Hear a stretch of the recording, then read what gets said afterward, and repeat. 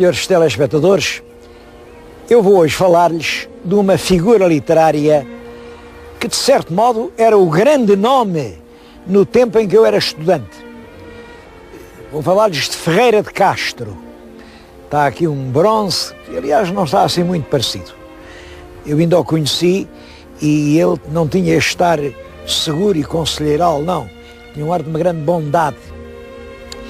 Nasce nos fins do século XIX, em 98. Nasce aqui nesta aldeia em que lhe estou a falar, na Ocela, e vem a morrer no Porto de uma embolia em 1974. Portanto, ele viveu 76 anos. Durante esse período, houve muita gente que o considerou o maior escritor português do seu século. Depois entrou um pouco no esquecimento. Bom, mas não há dúvida nenhuma, olhem, é de todos os escritores portugueses o que foi traduzido em mais línguas. Eu hoje propunha-me refletir sobre a extraordinária popularidade, a fama espantosa que teve Ferreira de Castro.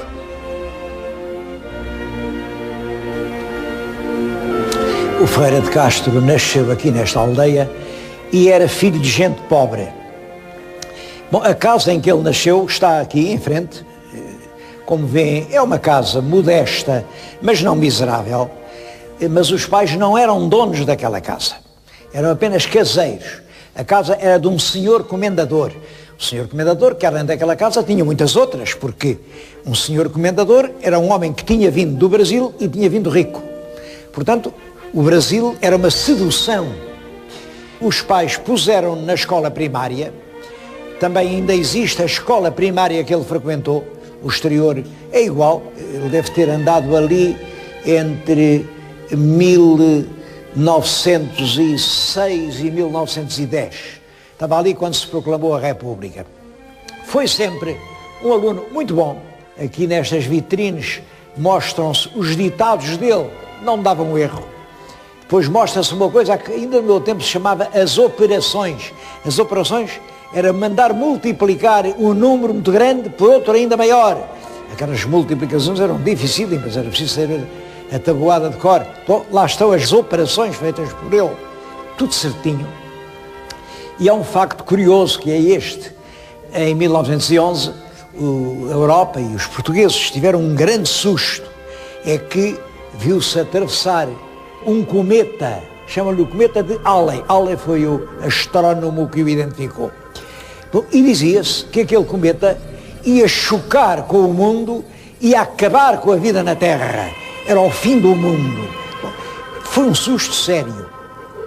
Fez-se aqui uma festa, aqui em Oliveira das Meias, com vários colaboradores, e a escola primária daqui, da Orcela, mandou o seu melhor estudante, era um rapazinho de 11 anos, ler um poema sobre o pavor que inspirava ao mundo esse cometa. Os versos não são do próprio Ferreira de Castro, é evidente, mas o primeiro texto literário que ele lê diante de uma plateia e depois acabou com uma trovoada de aplausos era o seguinte: morre tudo, Senhor, o sábio, o tolo, o fidalgo, o plebeu, o cão e o gato, tudo junto, debaixo do tijolo, como fica na lama um carrapato. Os mármores, o jaspe, o azulejo, tudo num pastelão, todos perdidos. E os palácios, tão chatos como um queijo, também nessa ruína confundidos. Esses homens de gosto, homens tão sérios, que a vida, atravessando sempre fardos, marmóreas casas têm nos cemitérios, misturados com sapos e lagartos. Ó mundo, mundo, ó falso paraíso, tua falsa grandeza é tudo peta. Um Deus para criar-te foi preciso, e para aniquilar-te chega um cometa. E isto mostra o estilo empolado, o estilo muito dramático das letras nacionais quando ele se criou. Ele lia, gostava muito de ler, em pequenino, mas a verdade é esta, não era a fazer versos que se podia ganhar vida em Portugal. O garoto saiu da escola, 11, aos 12 anos a família resolve mandá-lo para o Brasil. Essa história do Brasil era realmente uma cilada pelo seguinte. Durante o século XVIII apareceram no Brasil as minas de ouro e depois as minas de diamantes. Isso atraiu centenas de milhares de portugueses à legislação sucessiva e sempre por cumprir, proibindo de embarcar para o Brasil. O Entre Douro e Minho ficou praticamente deserto, ia tudo ao cheiro do ouro, da árvore das patacas. Realmente trabalhavam ali na mineração, davam ordens aos nativos. Os impostos não eram tão pesados como agora os brasileiros dizem, eram os quintos da coroa, quer dizer, daquela produção aurífera, a coroa ficava com um quinto, que é 20%. Parece que do quinto não chegava a Lisboa nem do décimo. Bom, e muita gente lá fez grandes fortunas durante o século XIX. E voltam a Portugal, com muito dinheiro, mandam fazer palacetes. Esta região em que estou a falar é uma região de brasileiros, chamavam-nos, como iam trabalhar nas minas, os mineiros. Os mineiros fizeram uma época. Simplesmente o ouro acabou. Os diamantes acabaram. E houve uma coisa que também acabou no Brasil, mas no fim do século XIX só. É a escravatura. Agora, os donos das fazendas já não têm escravos para tratar das suas plantações. Para o café, para o açúcar, para o cacau, para colher a borracha. Bom, e em vez de escravos, começam a importar mão de obra europeia. Houve sempre na Europa miséria, sempre gente que não tinha emprego, e aqui em Portugal havia a ideia de que ir para o Brasil era ir para um paraíso. E é nesse engano que cai o nosso jovem Ferreira de Castro. Ele, aos 12 anos, embarca no Porto, por um navio, pequeno navio inglês, havia vapor, navio negro, nave negra. E eu tenho agora nas mãos o primeiro escrito que Ferreira de Castro fez no Brasil. Ele vai daqui e depois só consegue arranjar um emprego duro, cruel, no Seringal. O Seringal é realmente numa zona equatorial, ele chama aquilo o inferno verde, porque a natureza tem ali muita força, muita pujança, mas é claro, os insetos, as doenças, o clima, a violência do trabalho, a força que é, tudo isso arrebentaram com o rapaz. E ele, ao fim de alguns meses, puseram-no a trabalhar no escritório. O escritório era também lá no Seringal, eram uns barracões. Ele muito mais tarde pediu que lhe mandassem uma fotografia dos barracões onde tinha trabalhado e foi para lá trabalhar. Isto é importante pelo seguinte, este rapaz, este pobre imigrante português, não morre no Seringal porque servia para qualquer coisa no barracão dos escritórios. Porque ele, quando saiu aqui da sua aldeia, já levava um capital. Ele sabia ler e sabia escrever. Lia muito bem, escrevia sem erros, dominava inteiramente a língua portuguesa para as operações correntes de um comércio daqueles. Por isso, os donos da fazenda, em vez de o mandarem embora, mandaram trabalhar à sombra nos barracões do Seringal. Ele esteve lá mais 3 anos, ouvia os dramas que se passavam na selva, via as pessoas que morriam, era realmente muito dramático esse trabalho e de tudo isso ele ia tomando nota, porque este Ferreira de Castro era um escritor nato. Olhem, ainda aqui na escola primária, ia a caminho da escola e quando o professor era o João Portela, era um homem muito querido, toda a gente dizia bem do Sr. Portela.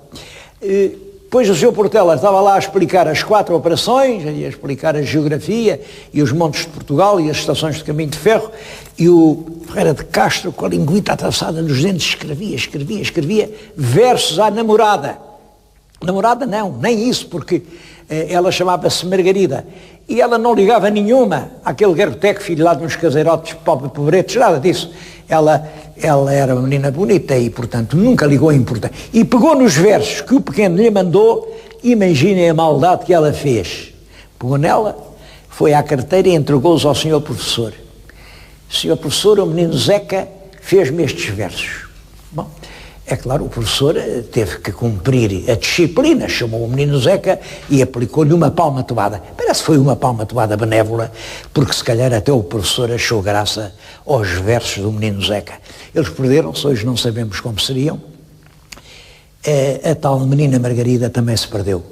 Sabe-se que morreu tuberculosa uns anos depois, enquanto no Brasil Ferreira de Castro continuava a escrever as saudades que lhe tinha deixado essa primeira experiência infantil. Ao fim de 3 anos saiu lá de Seringal, já tinha ganho, tinha 40 mil réis, tinha um cheque de 40 mil réis sobre uma casa de Belém do Pará. 40 mil réis era bastante dinheiro. E ele vai para Belém do Pará, onde resolve viver como escritor. O que eu tenho na mão é um romance que ele fez aos 18 anos, tenho aqui, chama-se Criminoso por Ambição. O romance era feito em fascículos, isto era um fascículo que ele vendia de porta em porta. Isto hoje é raríssimo, eu nem conheço nenhum exemplar completo. O que está aqui, este é o segundo fascículo, porque do primeiro não resta nenhum vestígio, é ainda uma prosa muito pobre, muito convencional, muito de acordo com o seu tempo. Vive em Belém do Pará, desde 1914 até 1919, portanto 5 anos. Vive a fazer uma aprendizagem difícil, a procurar colaboração nos jornais. Nessa altura todos os jornais brasileiros são escritos em português. Nessa altura uma grande parte da população brasileira é portuguesa e é para os portugueses que ele escreve. Isto hoje é uma relíquia, mas devo-lhes dizer uma coisa. Tanto deste livro, como de todos os que ele produziu nesses 5 anos brasileiros, ele renegou-os. Eles estão aqui expostos, mas ele nunca mais consentiu que fossem editados e, mais do que isso, quando encontrava algum exemplar, ele destruía-o. Daí a extrema raridade dos primeiros livros de Ferreira de Castro.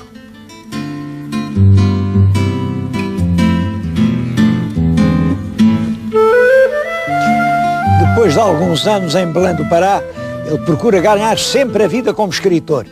Quando chega a 1919, ele já tem 400 mil réis. Com 400 mil réis, em 1919, enfim, era um pecúlio, não era nenhuma fortuna, mas já era o bastante para ele pagar a viagem para Portugal. Já veio num bom navio, vem à terra, ele veio mortinho por se mostrar na terra como um imigrante que volta rico, e chega aqui, passeia-se aqui na aldeia, já não encontrou a menina Margarida e teve muitas saudades disso, instalou-se em Oliveira das Meias, no Hotel Avenida. Pouca gente ia para um hotel, ele esteve ali 1 semana ou 2, enfim, como se fosse um senhor muito bem sucedido, nada disso era verdade. O dinheiro esgotou-se depressa e ele, depois deste fogo fátuo da aparição na aldeia onde tinha nascido, volta para Lisboa para ganhar a vida.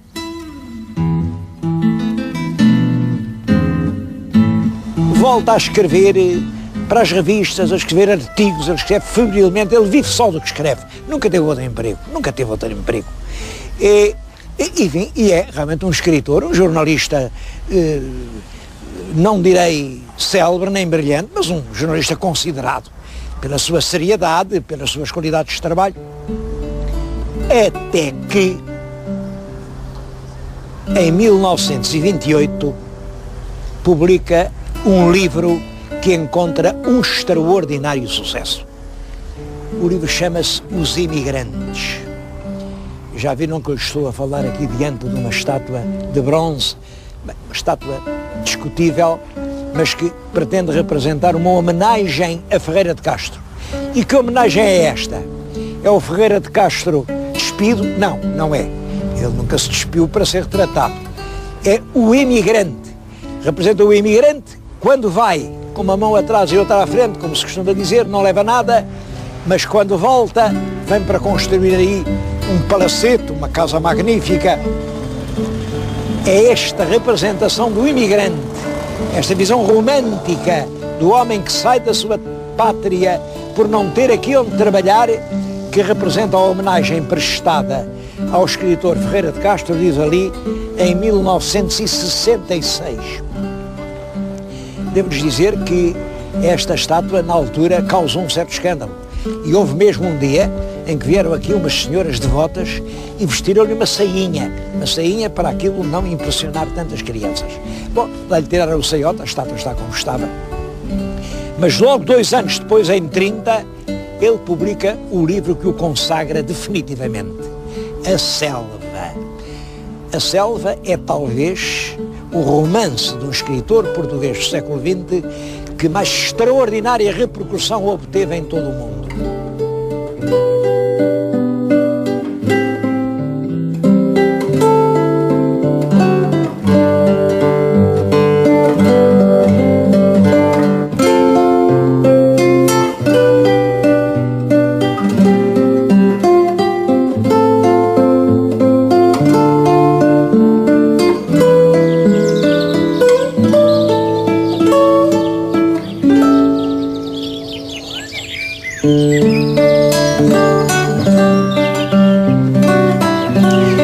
Isto deixa-nos perante um problema que eu realmente não sou capaz de resolver.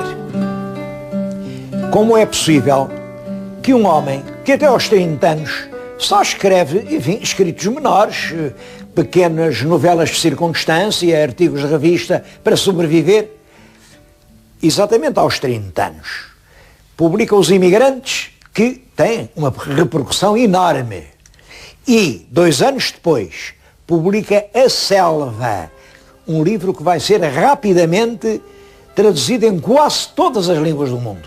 Em poucos anos esse livro encontrou 14 traduções, até em japonês o publicaram. E realmente é um livro notável, sem dúvida que é. Explicação. Há quem dê muitas explicações. Há uma explicação romântica, que é esta, é que ele, exatamente por essa altura, em 27, passou a viver com uma mulher de grande talento, Diana de Lis, era um nome literário, mas sem dúvida era uma mulher talentosa. E é nos anos de convívio com a Diana de Lis que ele escreve as suas obras mais notáveis. Isso é verdade. Bom, outra explicação é esta, é que ele tinha feito 30 anos. Aos 30 anos um homem já está mais seguro de si, já sabe o que quer e o que pensa, e, portanto, aquilo representam escritos da idade adulta. Há também uma explicação política. É de que, exatamente em 28, mudou, em 26, como nós sabemos, depois em 28, muda a situação política portuguesa, instala-se um regime autoritário e, portanto, a obra dele seria uma espécie de resistência ideológica, uma resistência passiva contra um regime com o qual ele realmente nunca concordou. Uma última razão, que também já tem sido posta, é de que ele, com esses livros, granjeou o patrocínio de alguma grande organização política capaz de o internacionalizar. Para mim, a explicação mais provável é do simples amadurecimento, porque a cabeça de um homem é como a fruta, também tem ciclos, tem um período em que está verde, está plenamente madura, e estas obras representam a maturidade do escritor Ferreira de Castro.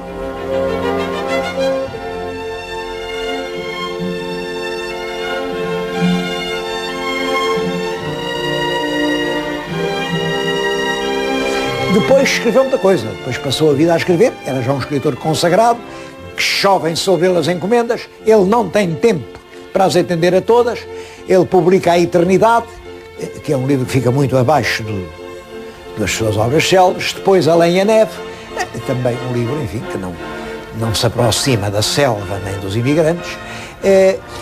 Depois tem grandes livros de encomenda, como A Volta ao Mundo. A Volta ao Mundo é publicada em fascículos durante anos, e ele deu mesmo a volta ao mundo. A volta ao mundo com uma maleta que ele depois quis recolher no seu museu, e escreveu Os Pequenos Mundos, Velhas Civilizações. São um livro que ainda hoje merece leitura, também publicado em fascículos. Ou As Maravilhas Artísticas do Mundo. Tudo isso encomendas de editor, e, enfim, é um jornalista correto, seguro, firme, bem informado. Ele procura as fontes, adapta outros textos e fazem realmente, enfim, fazem dele um dos autores mais lidos pelo público português. A prosa dele tem estas duas características. Primeiro, diz a verdade. Segundo, evita os enfeites estilísticos, as prosas bonitinhas, as frases de enfeitar, tudo isso tinha feito o prestígio dos escritores da geração anterior à dele. Ele deixa isso para trás. Ele usa um português correto, mas sem luxos nem grandes esplendores. E diz a verdade sobre a imigração. Penso que esse facto, num mundo de imigrantes, contribuiu muito para o extraordinário êxito da selva. Bom, e à altura de nós também dizermos o que pensamos da imigração. Penso que a imigração, que era vista como uma fatalidade, não é uma fatalidade, é um destino humano. O mundo hoje é um planeta que pertence aos homens e que todos os homens podem habitar independentemente da raça, da cor, da sua origem. O mundo é hoje um quintal da humanidade. E nós, portugueses, continuaremos a ser imigrantes. Bom, imigrantes que partem daqui, como aquela estátua que vimos, despidos de qualquer preparação cultural, ou imigrantes que a escola preparou solidamente, como preparou Ferreira de Castro, e que são capazes de, no mundo, ocupar um lugar que merecem. Isso, continuarmos a emigrar, parece-me que sim. Isso vai acontecer, quer queremos, quer não.